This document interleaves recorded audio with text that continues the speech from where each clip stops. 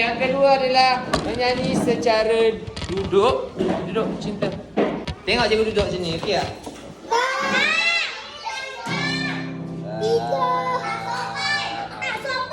Yang pertama tak sopan.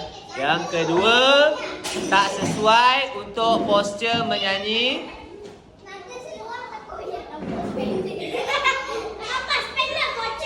Pertama, kalau kerusi awak ni penuh, awak cuma duduk separuh je.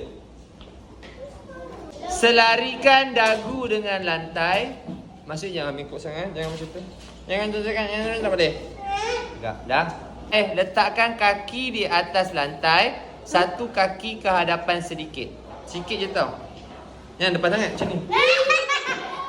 Sikit je. Tegakkan badan dan elakkan bersandar. Tegak-tegak macam tu. Siapa yang duduk macam ni? Tak, susah. Kau nyanyi dulu je, tak susah nyanyi. Susah. Udara nak keluar. Okay, sekarang kita akan cuba nyanyi lagu. Lagu yang awak tahu lagu apa?